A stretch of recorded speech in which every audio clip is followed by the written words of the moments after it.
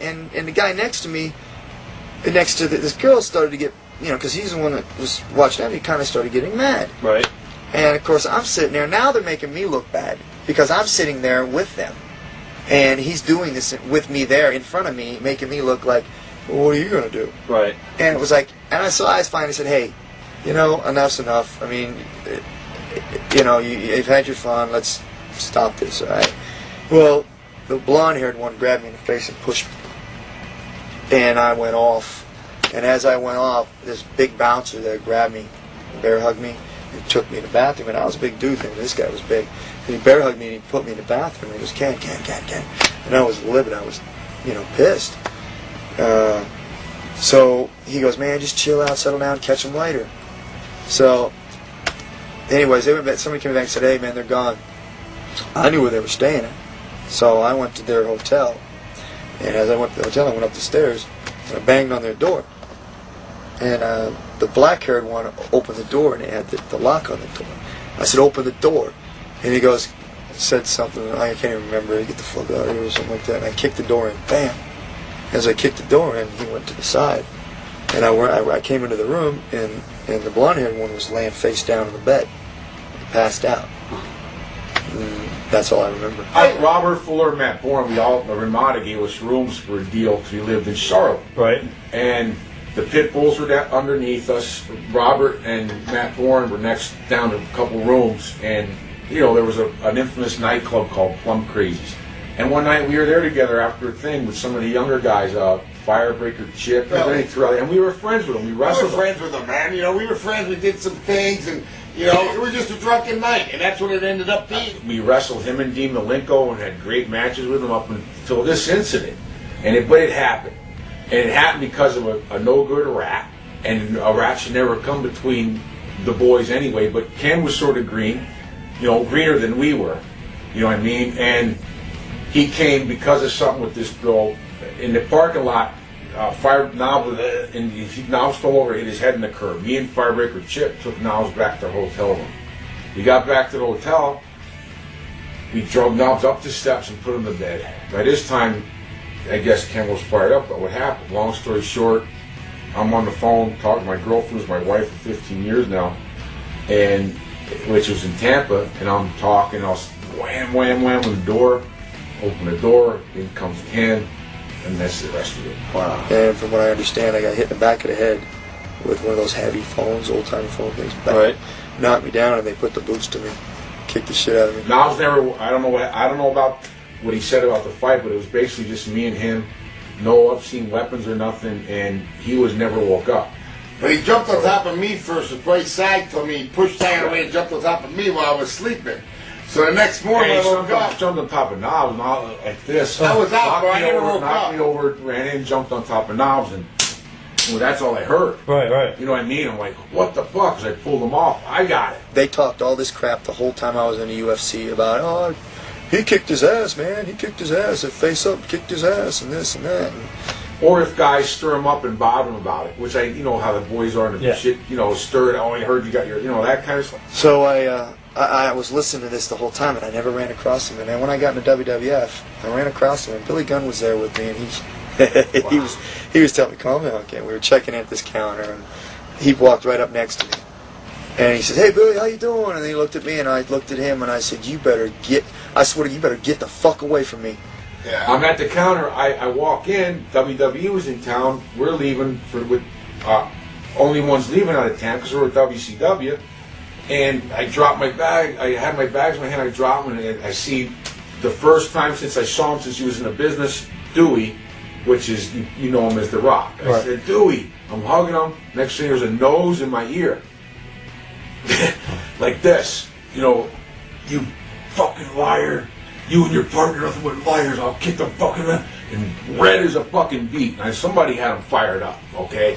And I was pissed. I mean, I didn't know how I'd react when I saw him, but I was starting to shake and stuff. And he hightailed it out of there. And the blonde one saw me before the other guy did, and he beeline towards the gates. And I pick up my bags and like, you're gonna miss your flight. I could turn him and said, listen. I wouldn't let my bags out of my hands. I said, first of all, if you got a problem with it, Do something about it. Because I don't. As I started turning and walked away. He went and stormed away there. And the other one guy's like, yo, it's been a long time, man. What's the problem here? I ain't got no hard feelings. I said, yeah, you're the one that cheap shot at me. You shouldn't have a problem. And I said, but you're going to pay. And I said, I ain't forgotten it. And it's still burning. And so he takes off, right? And I was facing him down right there. I was just daring him to do something. He turned around and walked off. So I went up towards the gates, and there was, like, I don't know, all the boys were sitting down. Right. And getting ready to load in the plane. Mr. Ash or whatever, I seen him there, was walking with Shamrock. I went up to the gate, and I get to the gate, I see Owen Hart, good friend of ours, Hawk and Animal, very good friends of ours, Paul Bearer, all the guys were on tour waiting at the gate next to ours, were leaving, and I'm saying, man, this, what the fuck's with Shamrock? He's nuts, you know? And they're like, oh, all of a sudden, here he comes. And he didn't see me. I'm sitting off to the side. He comes walking up, and he's not with the organization. He's doing independence. He comes walking up with all the guys sitting around there and goes, "Oh, what's Shamrock's problem, man? Somebody give him a chill pill." I blew up. I jumped over the seats, spun him around, looked him in the face, and I go, "I'm going to kick your fucking ass." I went and took my bags out of Henson. Came up, almost ripping his shirt off. Obviously wanted to fight me. Right. You know, I said, man, first of all, this is like FBI here. They're in the airport. Yeah. I have no problem. I got no problem. If you got a problem, do something. I don't care.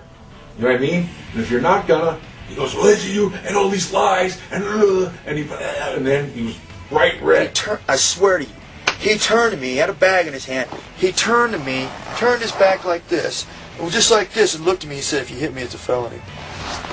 All my anger just left my body. Like, you got to be kidding me. You're the guy that's been running around this whole time talking shit, saying how you kicked my ass and how you did this and that you didn't cheap shot me and you guys didn't put the boots to me, but you beat my ass one-on-one. And now you're going to tell me I'm going to get sued because I'm going to hit you? I just lost all anger right there. And I looked around, I'm thinking, he just pushed himself out in front of everybody. And I seen him storm away. And that was a pretty much a day. If I do see him somewhere, and if the opportunity's there, I will beat him down. Because it's something I won't let him get away with. And I mean, he can say he'll talk all he wants to talk, because talk to me is cheap. If he is who he says he is, and he's a badass, and he would have done something that day, turn around and say, "If you hit me, you'll get sued." It's a felony offense because we're in an airport. I was like, what a puss. Stone Cold would get on the front of the plane and Shamrock was there, and you know how he's with his head like this, and this is Stone Cold, you know, I'm saying, like, thanks, Steve. You know, Jerry Sags, the toughest man in professional wrestling. And then, you know, here's Ken Shamrock. You know, I have ever had nothing against the guy, except I wish that wouldn't have happened.